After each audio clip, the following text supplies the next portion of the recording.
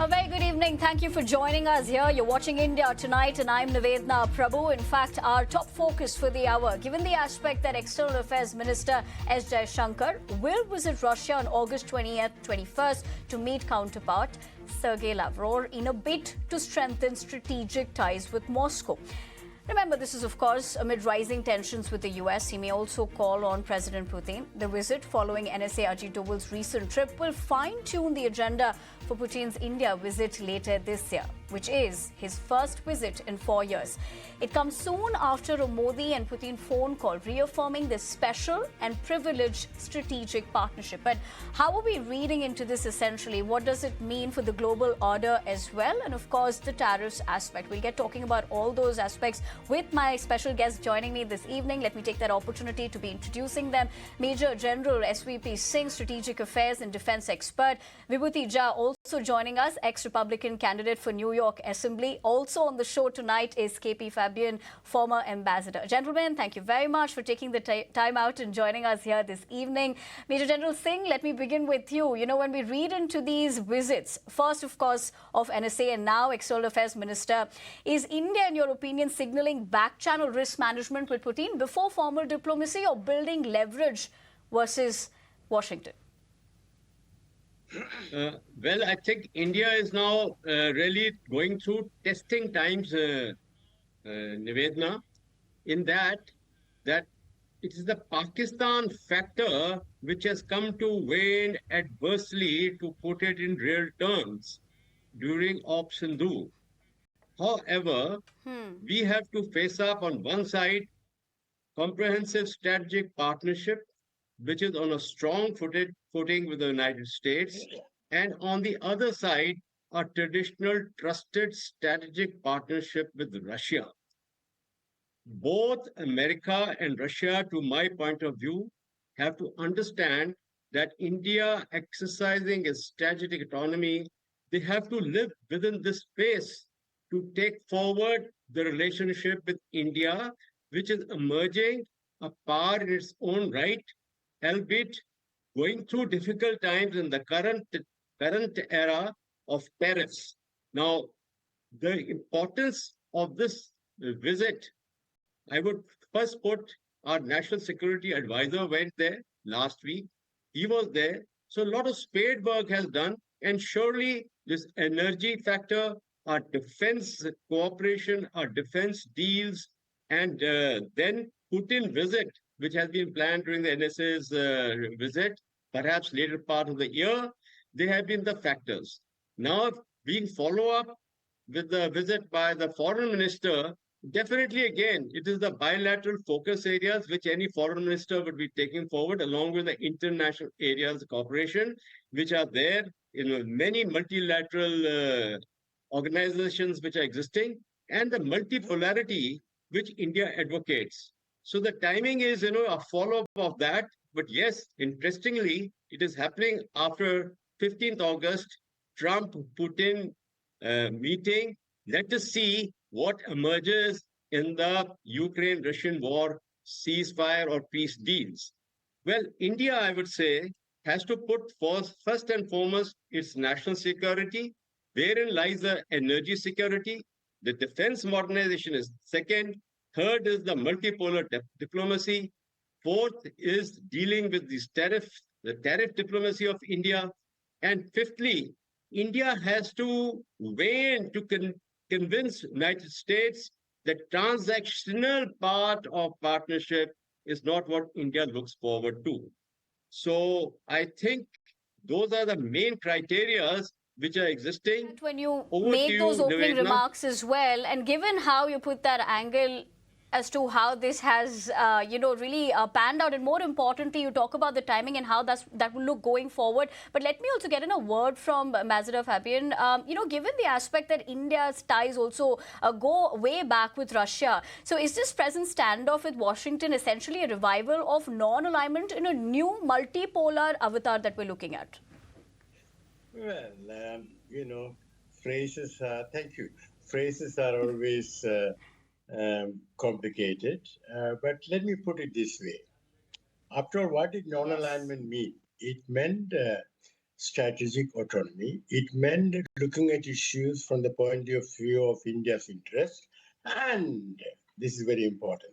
It also meant India's worldview that every country should contribute towards world peace and conflict resolution, and India also had to do that. So that was non-alignment. But that was in the Cold War context, and naturally, it is no longer it doesn't make sense. But the strategic autonomy part of it, that certainly makes sense. And what now happening is that, let's look at the tariffs on India, which President Trump has heaped on us. Now, he said in the White House statement, that India's buying oil from Russia is undermining America's efforts to put an end to the war. And the next day, Trump gives 90 days for China to buy oil from Russia. And as we all know, China buys more oil from Russia than India does. So in other words, we have to understand Trump.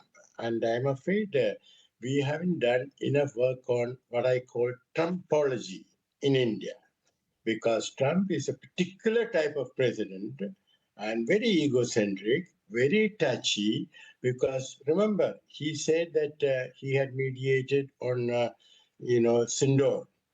Well, it is true that he did not mediate, because how can there be mediation unless both the parties asked for it, and India did not.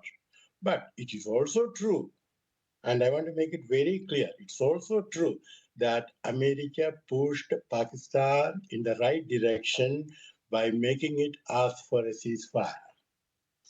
That is very important, and I personally think India could have acknowledged that. And our spokesperson, MEA, could have made a statement on that. And to be more smart, Prime Minister Modi could have given a phone call to President Trump. Oh, thank you for pushing Pakistan in the right direction. So I think we also have faulted, and Trump is now taking it on us, not because of the Ukraine war. He's irritated with us, and we have to understand that and deal with it. I'm not saying that we should surrender. No, we have to, first of all, in diplomacy, you have to understand the situation and then deal with it. Okay, try to understand the situation and then deal with it and navigate it accordingly. But you did use a word, Trumpology. Let me take that to Mr. Jha. Mr. Jha, thank you not only for joining us, but also being patient while we've had the opportunity to come to you this evening. Given the aspect of what was said by the ambassador, but also let me ask you this, Mr. Jha. The US says these tariffs are about punishing Russian oil buyers, yet it continues importing Russian uranium. How do you defend this rules-based order when it's obviously hypocrisy at best? Thank you, Nivedana. I have patience. We are all in this panel together. So each panelist must say their part of the contribution. So I will wait in patience, and while I expect others also to wait in patience now. Important part. Look, you talked about the Secretary of State and J.D. Vance both said that the buying of Russian oil is an irritant in the India-US relationship. But everybody forgets that India was not responsible for Ukraine war. And there are, military general here and diplomat here. We all know that the rule-based order that the West imposes on everybody else is a wonderful play by the West. They are so good in institution building that everything for everybody else is an aspirational item. So rule-based order, but who made those rules? In the name of the people? You know, and I know, and everybody knows who made those rules of the institutional framework. Europe has been always, they divided the world. The colonial and imperial Europe divided the world as they wanted. To use the Hindi word in Bihar, as we say, as if the whole world was unki baap ki property. This is very important to understand. The European model, the NATO EU model, is to dominate the global production, manufacturing, manage, manipulate, and control the global manufacturing and production process, including the resource and raw material usage of the natives. That's the play. I'm saying here very clearly that this is East India Company coming via the new 21st century route of tariff war. That's what it is all about.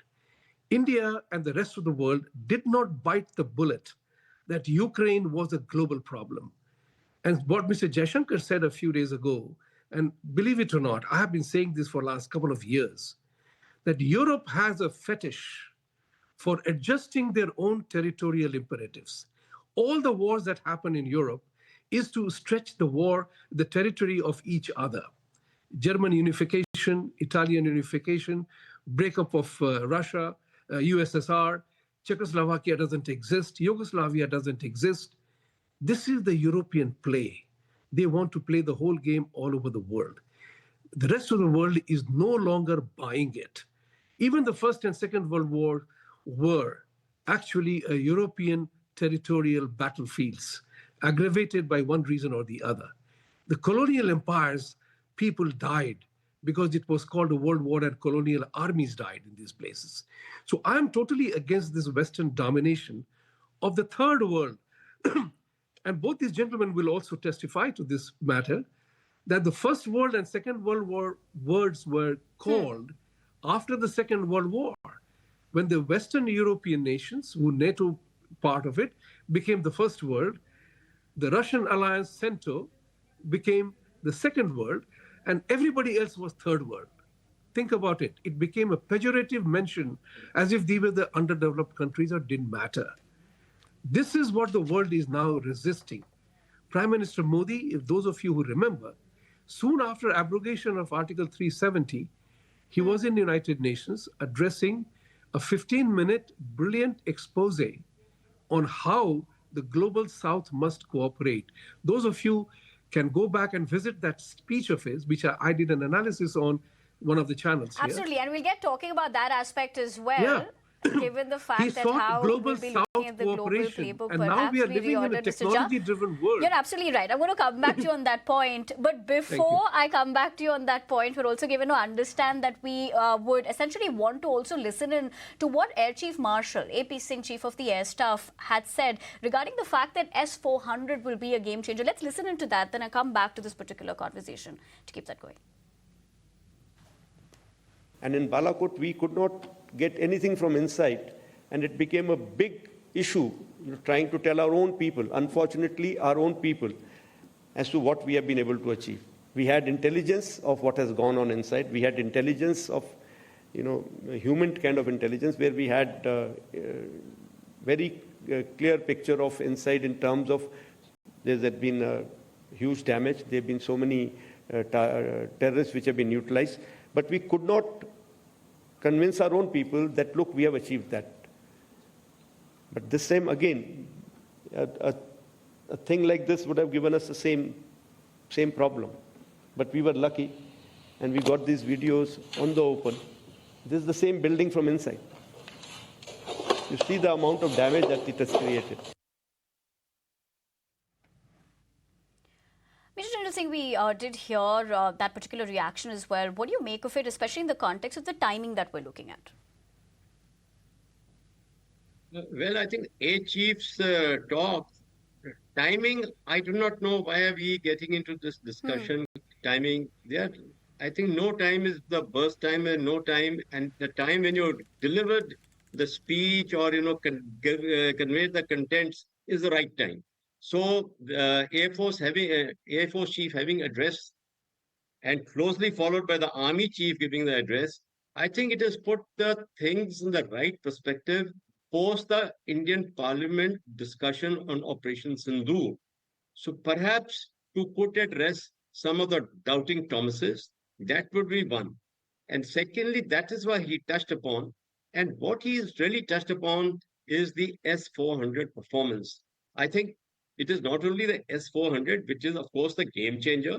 It was our BrahMos, the indigenous, which is again Indo-Russian combined. So I think we have played up to the Russian support which we get and to what we look forward in our defense cooperation. Because the A Chief has definitely laid great emphasis on the performance of S-400. But simultaneously, I would like to put on record that some of our indigenous equipment, Akash air defense medium range missile system, produced the best results. The command and control system of the air defense, including Akash Tir, along with the Air Force integrated air defense system, they proved their mettle. So it was a great performance of our Air Force. And we had certain other imported equipment which has played its part.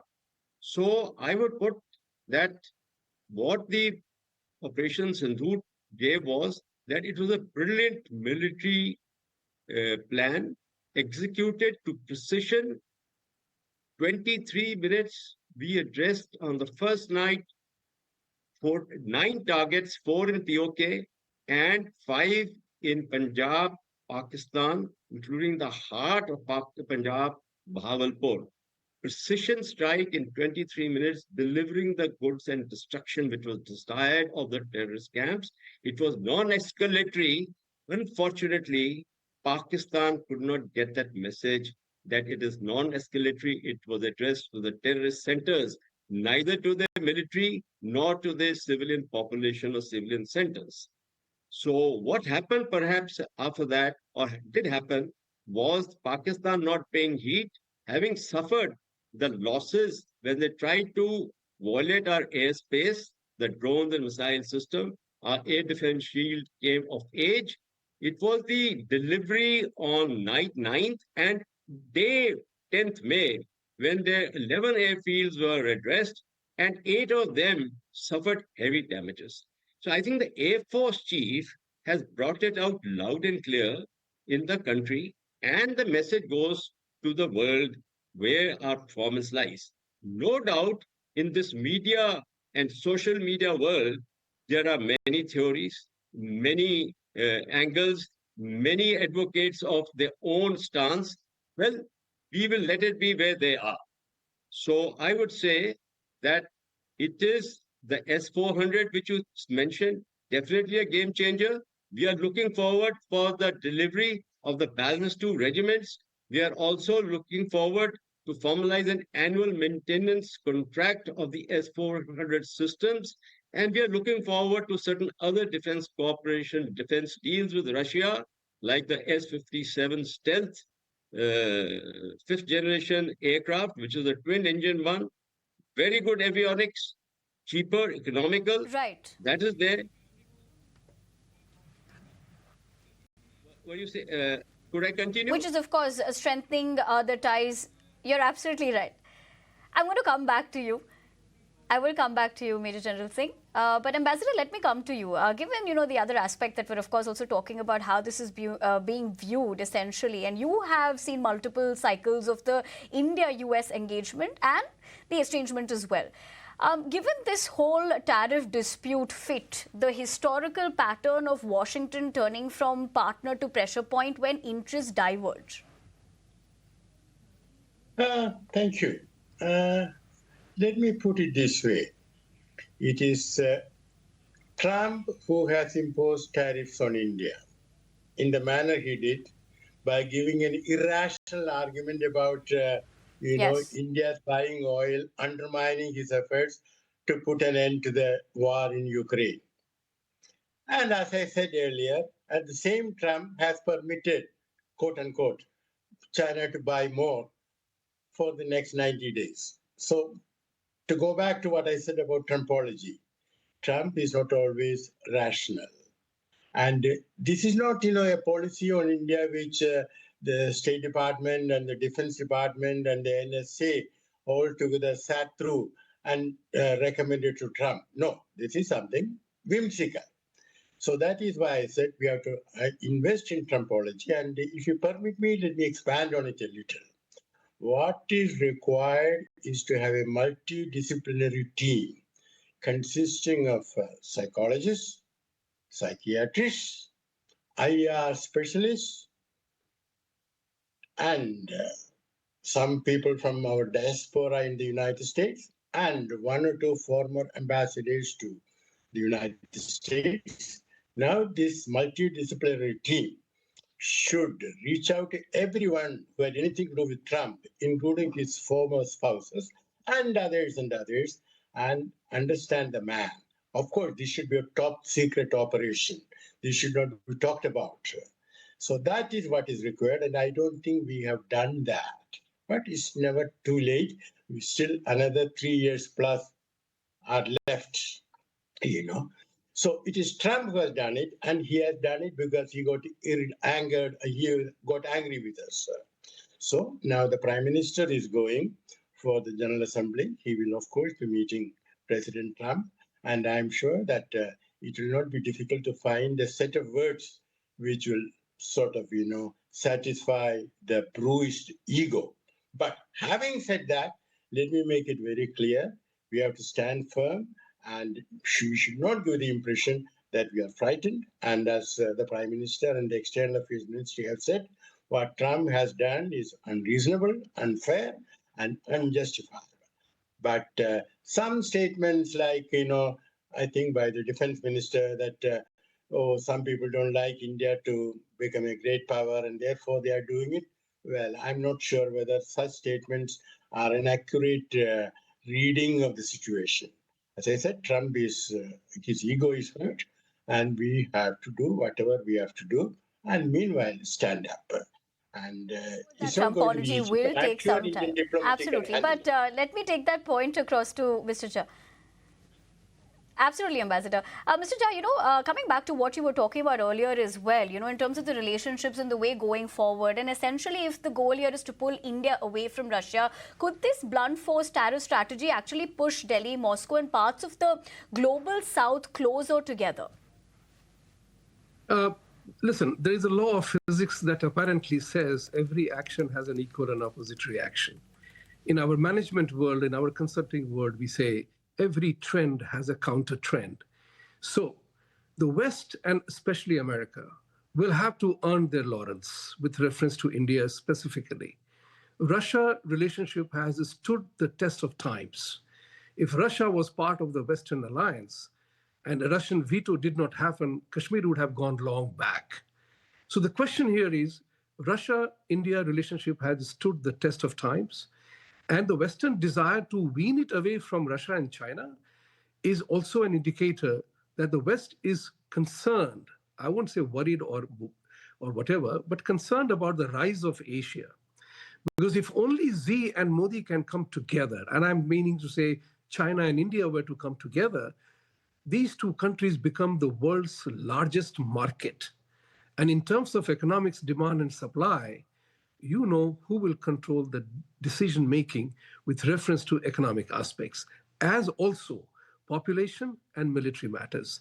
But I also want to comment upon one aspect which Air Chief Marshal or the Air Chief said. He made a mention about the phrase, "We were unable to convince our own people." This is a straight-up communication issue.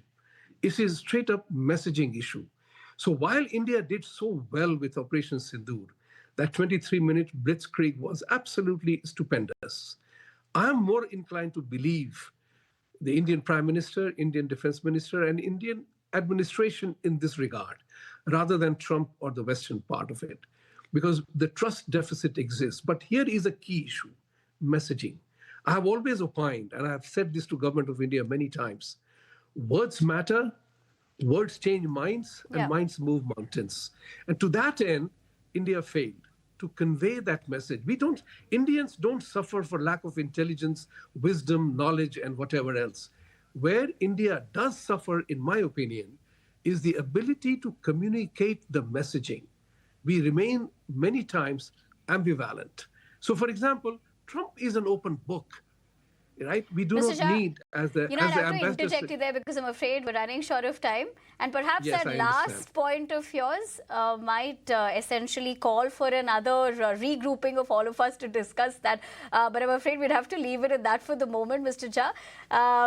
Ambassador as well as Major General Singh, thank you very much for taking the time out and joining us here this evening. But for the moment, we leave the conversation at that. Having said that, let's also put the spotlight on how Wall Street is doing this evening.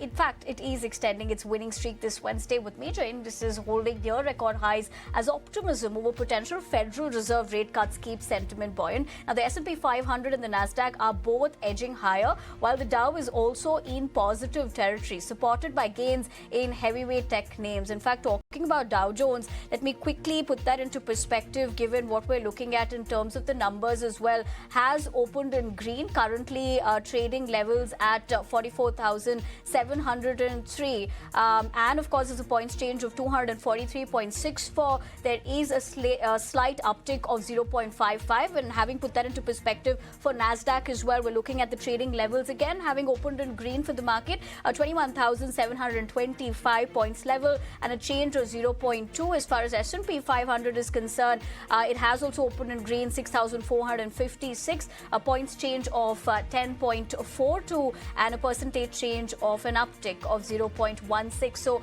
while we put that into perspective, let's also tell you that chip stocks are surging, with AMD leading the pack, and Apple is also adding to the upside momentum, and essentially with what we're looking at here in those numbers on our screens as well. And investors here are digesting a stronger than expected earnings season that has so far, remember, showcased corporate resilience despite recent economic headwinds. Market focus is shifting toward tomorrow's producer price index report, which will offer fresh clues on inflation trends. So how will that essentially pan out? We'll keep you ahead as far as that is concerned as well. But for the moment, that's all I have for you, not just in terms of what Wall Street is looking like, but also for joining us here on India Tonight. I'll leave it at that for the moment. Thank you very much for joining us.